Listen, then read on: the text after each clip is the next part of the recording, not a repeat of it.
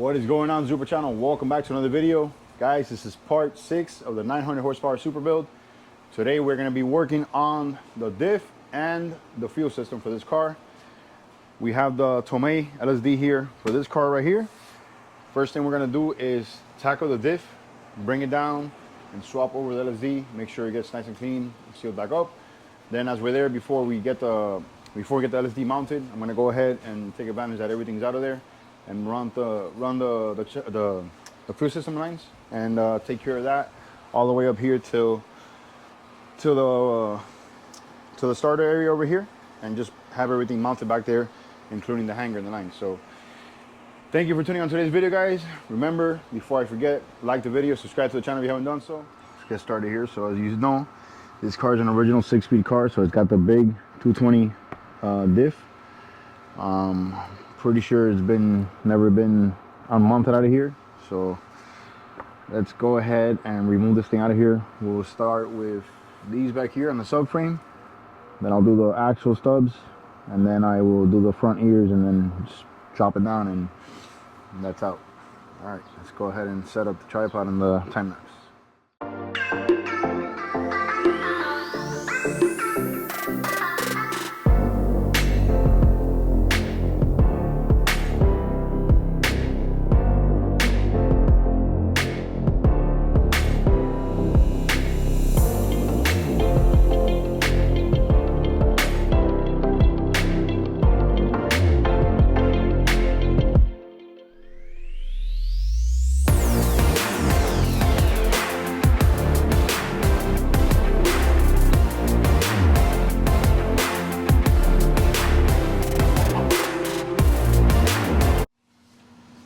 To drop this behemoth down. Remember, guys, let's see, put the jack in place here.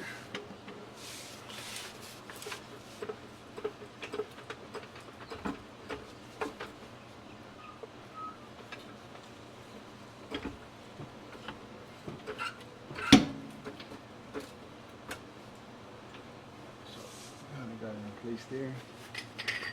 Go ahead and take out the ears.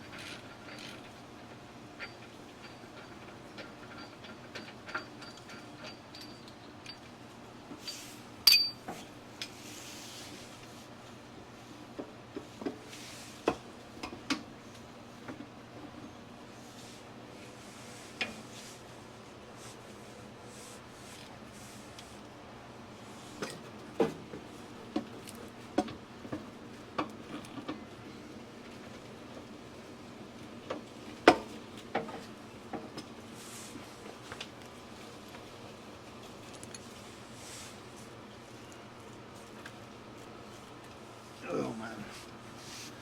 Gotta go around the front.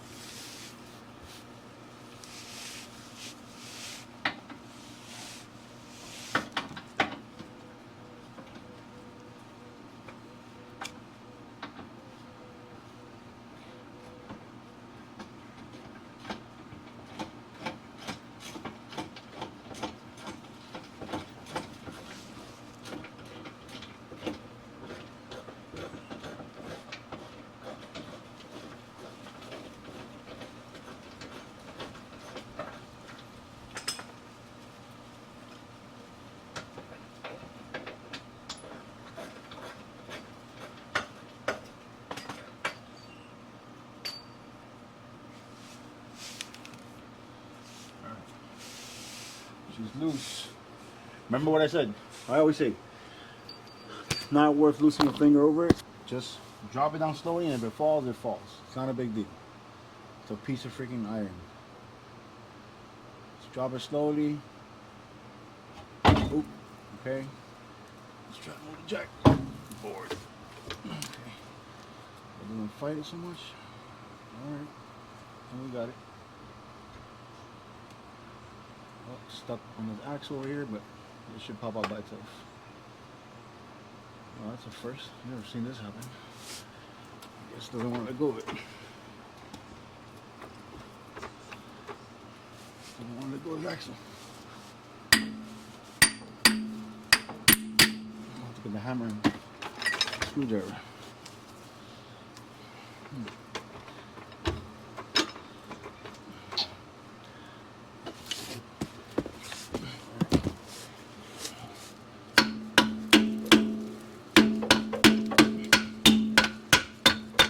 Come on, buddy, let go.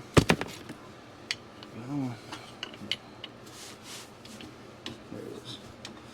All right. It's loose already. It just has to come down.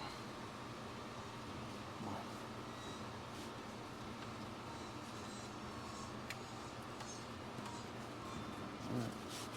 Well, it came off. It's a little sideways, but it came off. Let's go ahead and pull this out.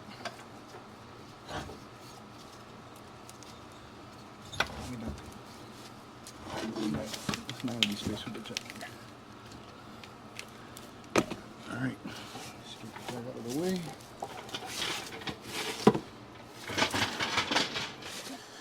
Alright, first thing we're going to do here is actually drain out the oil, which I should have done while it was still on the car, but I don't know why I didn't do it.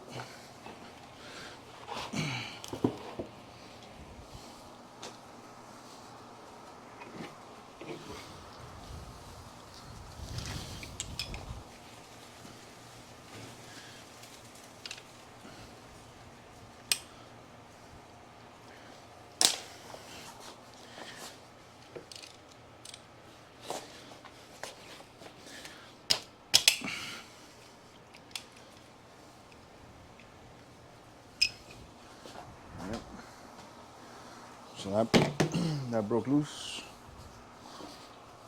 Let's go ahead.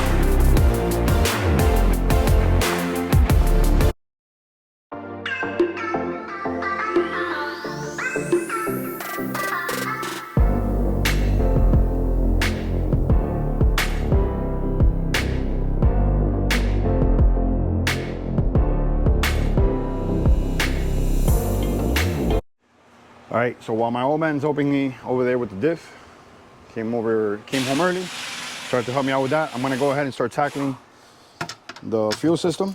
See if I could get this going back here and take advantage now that there's nothing down there, so running the lines will be a lot easier.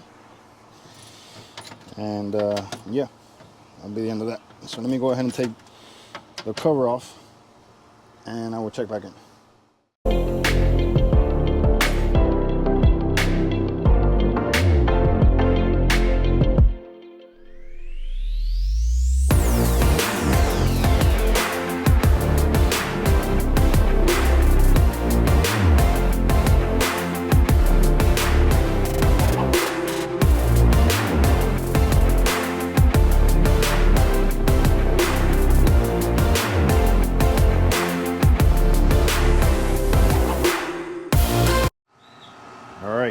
Done with the hanger setup here. Check it out.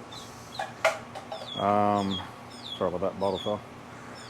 So we are supposed to, well, we're originally gonna use just 2 pumps, the new ones. And he had a third one in there, a wobbler that he had installed. So the connections were all there, and so it wouldn't leak. I just connected the third one, but we're not gonna be running it. That is why I taped off these 2 over here. So in the future, if he wants to add the other pump, we could just add another relay and just hook up the two wires here, and that should be fine. But yeah, check it out. Floater works fine, nice and free, doesn't get stuck with anything. And we got the 3 pumps here. Just got to drop it in the tank now and start running the lines. And guys, remember, very important, don't forget the stock gasket that goes on top of the hanger. Switch it over to the PHR one, because I know some people do forget. So just a little word of advice there. All right, let's go ahead and drop this in, and I will show you once it's all done. All right, guys, moving along here with the fuel system. I haven't recorded too much in detail, but before I keep doing stuff, I want to just caption on video. So I have most of the lines already on. This is the bracket for the fuel filter. This is a fuel filter. These are the brackets for the bottom of the car, injectors, regulator. Just misfittings and stuff that we haven't gotten into yet. As far as the back here, I have the feed already run. The return is over here that I'm working on now. I'm going to show you guys as I get it done. Yeah, you basically see the one that's hanging in the far front over there. The smaller one is the feed that's all the way with the ethanol sensor, and then the other one here is the small is the return. The bigger is the feed, which goes all the way over there by where the clutch is. I mean, where the transmission is, which that's where the bracket goes mounted for the fuel filter, and it mounts to there. And then the other one mounts back here, and obviously you run it over and over to the... Welcome back, Super Channel. I know on the last clip I didn't record it, or I think the camera ran out of battery, and I probably didn't get the final install of the fuel system. But this is where I left off. Pretty much the cap is here closed again. I got to do the wiring here. As I said, we're not going to be using one of the pumps. The other ones here, you have your 2 powers, your 2 grounds that are going to go over here, and then you have your signal cables, and then you have the dual relay kit over here from PHR. So you got to wire that in. We have the PHR battery box. I have the cover here from the red Supra, from Roberto Supra. He loaned it to me because we forgot to order for this car, but we want to know where to mount the box correctly. So when we do get the cover, it's just an easy overlay. Here's the wiring and the installation kit.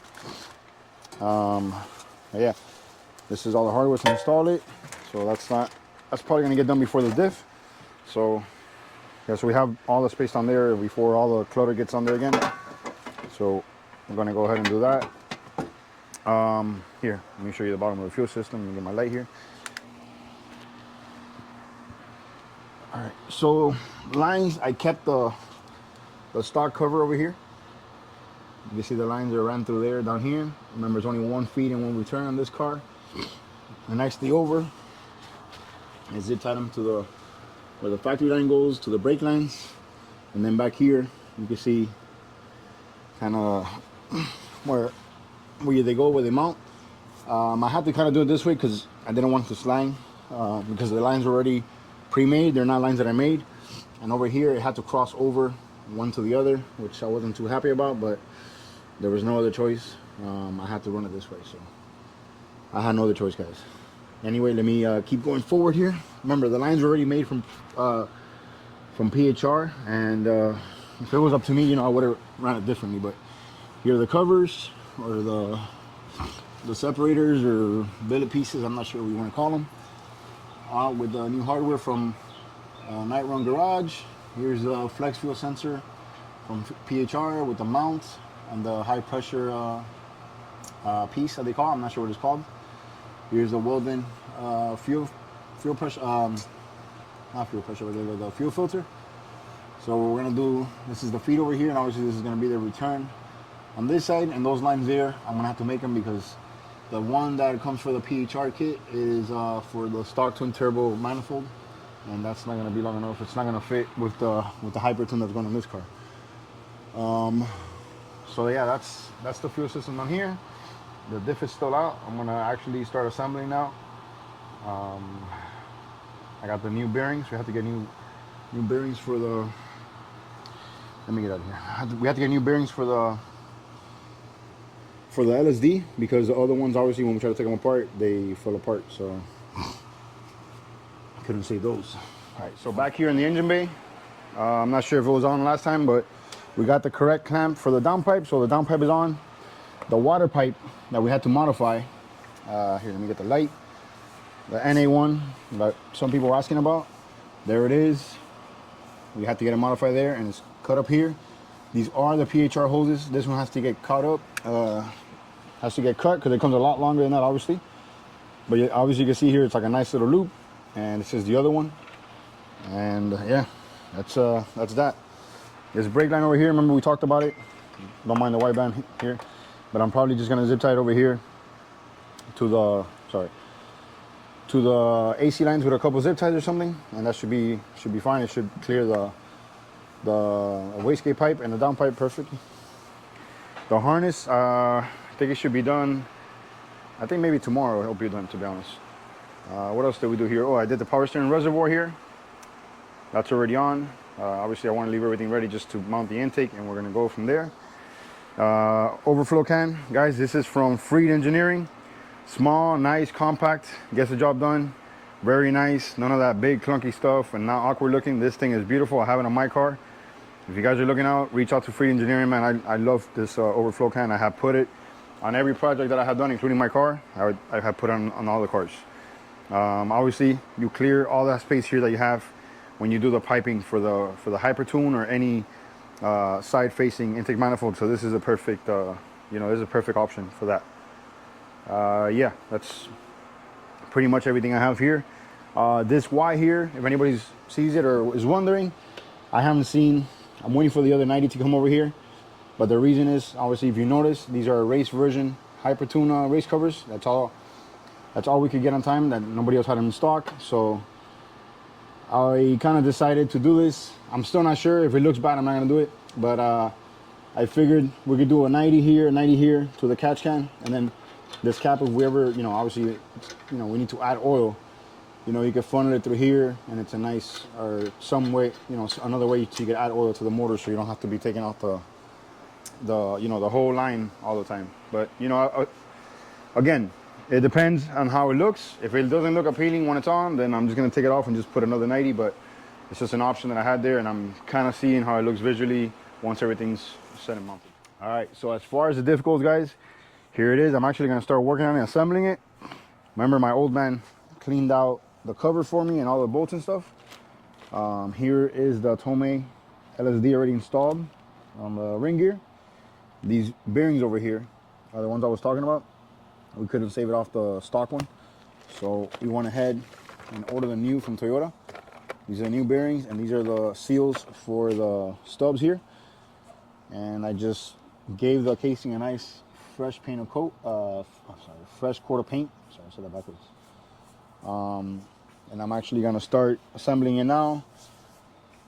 And it's kind of late. I mean, it's not my usual like Saturday morning, weekend type of thing. So I'm just here in the afternoon. I want to kind of get it assembled, sealed up with silicone, let it dry overnight, fill it up with oil tomorrow, and back in the car she goes. And before that, I actually want to mount the base or the box for the battery, since I have all that space down there and I can work more freely. So that is the goal.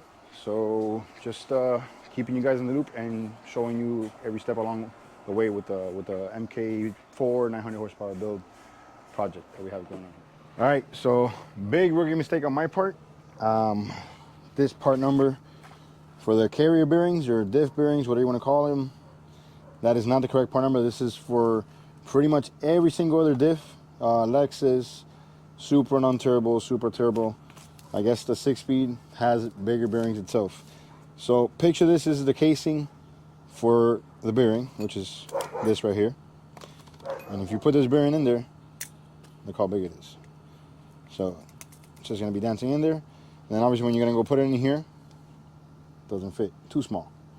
So this is not the correct part number for the bearing, for the 6-speed one at least. I had never really done a 6-speed diff. I have done the Lexus one on my car many times, and that one uses the smaller ones because it's the smaller casing. So I guess when you're doing a 6-speed diff, even the carrier bearings are different. So make sure you do your research before you get into it. From what I was looking at online, let me see. The correct part number is these over here.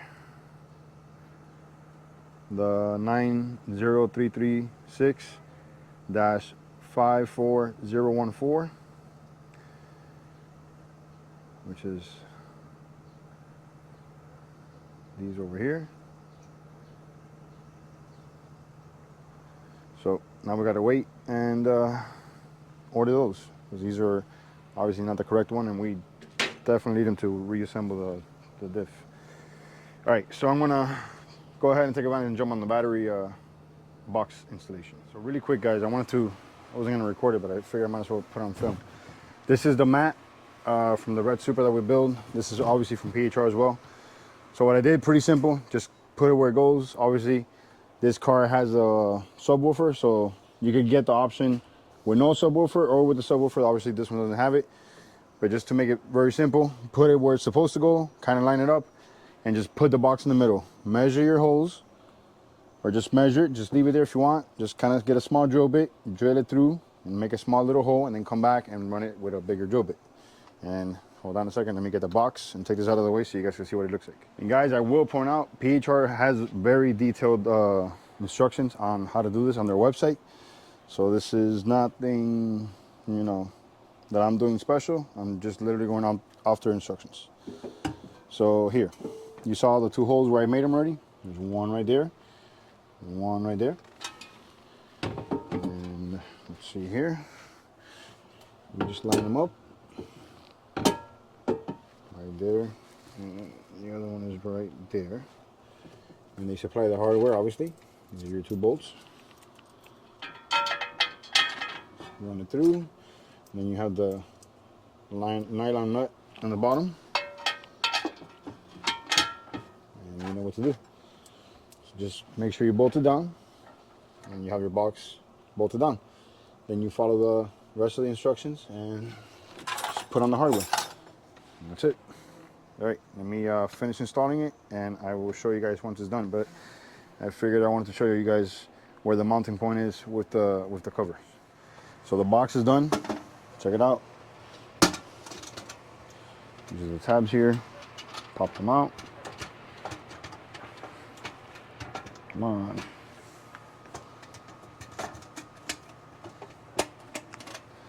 Tab is out. Tab is out. Into the box. We always got to get a new battery for it.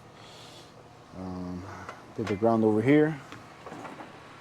That's going to be the ground. Obviously, I can't cut the terminal yet because I don't have the battery and I need it to be exact. The positive one's going to be over here. This is the breaker or the fuse, whatever you want to call it. It's going to go mounted over here. And then from here, you have a positive into the positive over here. And then the other one's from here to your fuse box, or in this case, I'm going to run it to a distributor that splits it into three, right under where the foot area is inside the car. And that's going to split into three, so it's going to have a main power, and then it's going to split it into three for the fans, the fuse box, and the alternator. It's going to have those three things coming into one main source, which is back here. The relays for the fuel pumps are going to be mounted right over here. I just don't have the connector, but tomorrow I'm just going to run the connectors probably under here.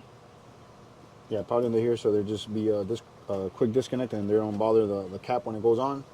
Same thing for the signal ones, so that's pretty easy. Those are just regular door connectors. Let's see what else here, and then this is your power from here, from the box to the front. And this is these are the other fuses for the fuel pumps.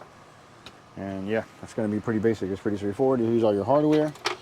Like I said, guys, the fuse box installation is on the PHR website, so it's not that hard. It's very easy. They have very, very detailed instructions.